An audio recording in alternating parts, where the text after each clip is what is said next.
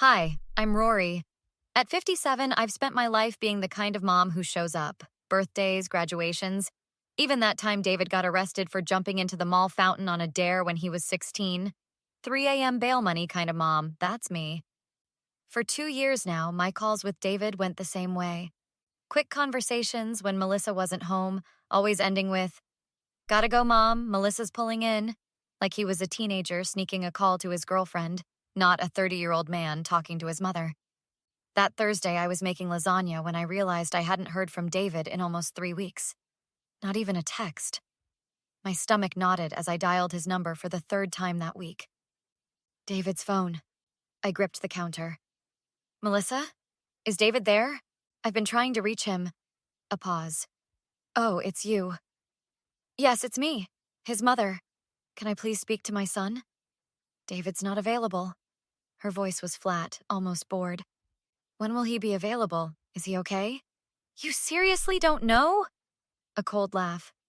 "He died, Rory. Heart attack. Just dropped in the kitchen one morning." The room tilted sideways. My legs gave out and I slid down the cabinet to the floor. "What? No, that's not... When? How?" 3 weeks ago. The funeral was last weekend." My mind raced, trying to make sense of what I was hearing. The funeral? But nobody told me. I didn't even know he was... He's long gone. Cremated. We scattered his ashes at the lake. The lasagna pan clattered to the floor. Sauce splattered across the tiles like blood. "You had my son's funeral without me? His mother? You weren't exactly a priority in his life. Or death." I couldn't breathe. "I need to come over. Right now. Don't bother. I'm clearing out the house this week. Moving on." 3 weeks. My son had been dead for 3 weeks and no one told me. I don't remember hanging up. I don't remember dialing Karen, but suddenly her voice was there. "Hey girl, what's up?" "David's dead." The words felt foreign in my mouth. "What? Rory, what are you talking about?" "Heart attack. 3 weeks ago. They had the funeral without me. Melissa didn't even call me." Karen arrived 20 minutes later with a bottle of whiskey and a fierce look in her eyes. She found me still sitting in the puddle of lasagna sauce, phone clutched in my hand. That evil witch. I never liked her, but this... Karen helped me to the couch. "We're gonna fix this, Rory. She can't just erase you from your son's life." "His death," I corrected, my voice hollow. "She erased me from his death, and I didn't even know he was gone." My chest heaved with sobs. My baby boy. "Did you call Emma? Does she know?" I blinked. "Emma! Oh God, my daughter doesn't even know her brother is dead." Karen gripped my shoulders. "Listen to me, that woman is not going to get away with this. I promise you that." I nodded, but all I could think about was David's last text. "Miss you, Mom. I'll call when I can." He never did, and I never got to say goodbye. Karen helped me off the floor and poured 2 glasses of whiskey. My hands trembled as I called my daughter. "Mom, what's wrong? You sound terrible." "Emma, honey, it's about David." "Oh," her voice instantly cooled. "Melissa already told me you refused to come to the funeral. That was low even for you." I nearly dropped the phone. "What? No. I just found out he died 20 minutes ago." Silence then. "That's not what Melissa said. She told everyone you said you were too busy to attend." "I'm coming over," I said, already grabbing my keys. "This isn't a phone conversation." An hour later, Emma and I sat on her couch with a spread of photos from David's childhood. Her face had gone from skeptical to horrified as I explained. "Why would she lie about something so awful?" Emma whispered. "I don't know, but we're going to find out. Did you go to the funeral?" "No. Melissa told me it was just immediate family, and that you'd decided not to come. She said it would be disrespectful if I showed up when his own mother wouldn't." I clenched my fists. Who did attend? Her parents, I think. And some guy named Jason she mentioned. Her grief counselor who's been so supportive. I pulled out my phone and opened Facebook. Let's see this supportive grief counselor. We scrolled through Melissa's profile. 3 weeks after my son died. And her page showed her checking in at restaurants, a concert, a weekend getaway to a beachside resort. Wait, stop. Emma pointed at a photo posted 2 days ago. Melissa with her arm around a tall man with a neatly trimmed beard. The caption read, "When your grief counselor becomes your rock. Hash blessed hash moving forward." That's Jason, Emma said. She's dating her grief counselor? Already? I kept scrolling, feeling sicker by the minute.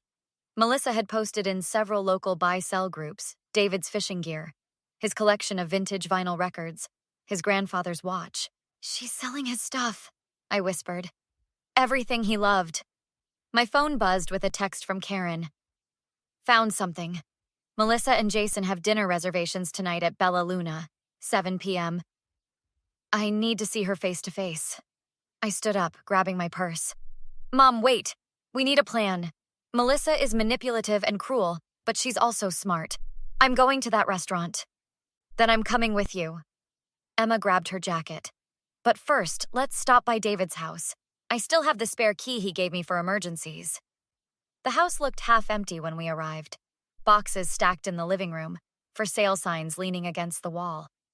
Look at this, Emma called from David's office. She held up a life insurance policy. $2 million, taken out 6 months ago. I flipped through David's desk calendar, appointments with a cardiologist I never knew about, and scribbled on last month's page. Jason, couples therapy, 4 p.m.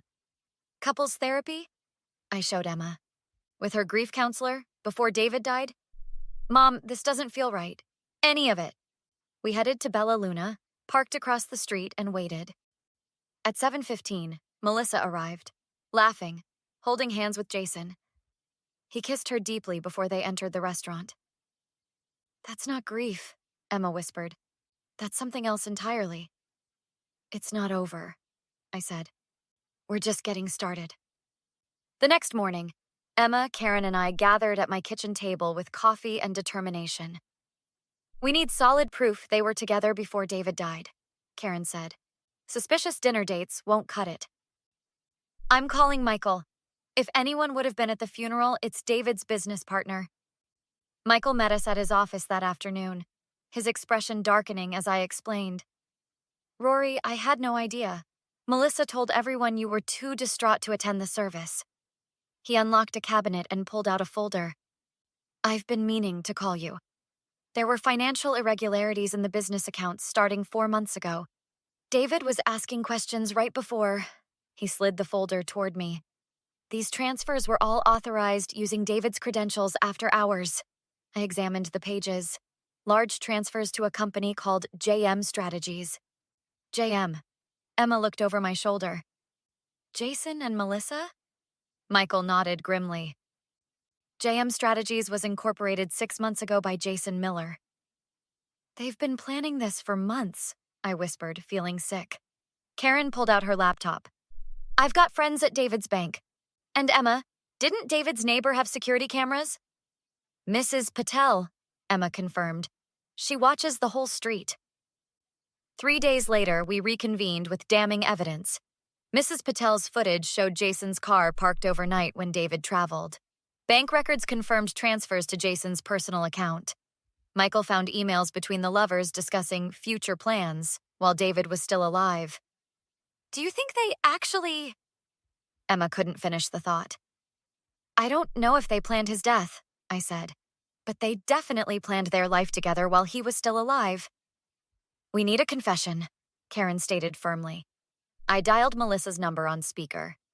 I need to pick up some family heirlooms. Those are gone. Sold them. His grandfather's pocket watch is a family treasure. Fine. Tomorrow at noon. After hanging up, I explained my plan. Emma comes as witness, Karen records from outside, and Michael coincidentally stops by with business documents. The next day at David's house, Melissa answered in yoga clothes, visibly annoyed. Make it quick. I have plans. With Jason? I stepped inside with Emma. Melissa's eyes narrowed. That's none of your business. How long were you sleeping with my son's couples therapist before he died? You don't know what you're talking about. JM Strategies, the company you've been funneling David's money into for months. Get out of my house. Your house? This is my son's house. The son you didn't bother telling me had died. Melissa smirked coldly. Not like you two were close anyway. Because you made sure of that. You isolated him, manipulated him, then erased me from his funeral. Want the truth? Fine. David was boring. A workaholic with a heart condition. Jason understood me. So you what? Waited for him to die? I didn't have to wait long. Her smile chilled me. Stress is terrible for a weak heart. The doorbell rang. Perfect timing. Michael had arrived. Michael stepped inside, carrying a leather portfolio. Sorry to interrupt. Just dropping off these documents that need signatures. He stopped, taking in the tense scene. Everything okay? Perfect timing, I said. Melissa was just explaining her relationship with Jason before David died. Melissa's face drained of color. This is harassment. Get out, all of you! The harassment here is financial fraud. Michael placed his portfolio on the coffee table, opening it to reveal printouts. Wire transfers from the business account to JM Strategies. 7 months of transactions. You can't prove anything, Melissa backed toward the kitchen. Actually, we can. I pulled out my phone, displaying the recording app running. And the district attorney will be very interested in this, along with David's life insurance policy. 2 weeks later, we gathered in the courthouse hallway as Melissa and Jason were led out in handcuffs.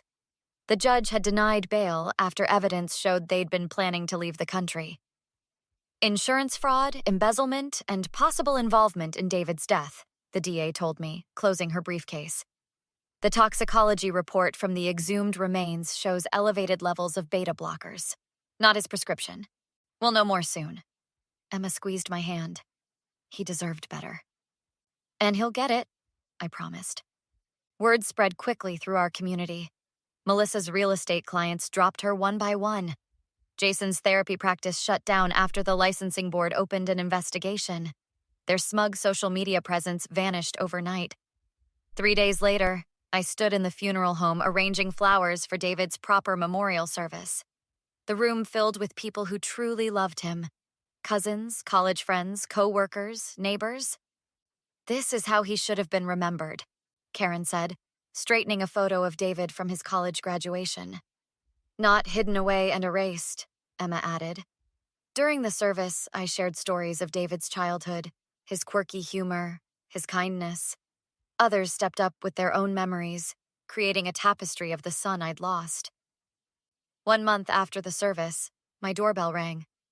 Melissa stood there, out on bail pending trial, looking haunted and thin. 5 minutes, please. I crossed my arms, blocking the doorway. I made a terrible mistake. I never meant for David to... Stop. You don't get to rewrite this story. You deliberately kept me from my son's funeral. You lied to everyone about me. You and Jason plotted while my son was still alive. I'm truly sorry, Rory. If there's anything I can do, there is. You can live with what you've done, just like I have to live with never saying goodbye to my child. I closed the door on her sob-filled apology and turned to find Emma and Karen waiting in my living room. You okay, Mom? Emma asked. Getting there. I picked up the photo album we'd compiled for the memorial. David would have wanted us to move forward. But never forget, Karen added. Never, I agreed, running my fingers over David's smiling face in his favorite fishing spot. And never forgive. The following week, Michael called with news. The company's stabilized, and I've established a scholarship in David's name at his alma mater. That evening, as the news reported Melissa and Jason's upcoming trial, I finally felt a sense of peace. Not because of forgiveness, but because justice was being served. My son could rest now, and so could I. What would you have done if you were Rory? Would you have rejected Melissa's apology like she did, or would you have forgiven her for your own peace of mind? The line between justice and forgiveness is often blurry. Where do you draw yours? Share your thoughts in the comments below.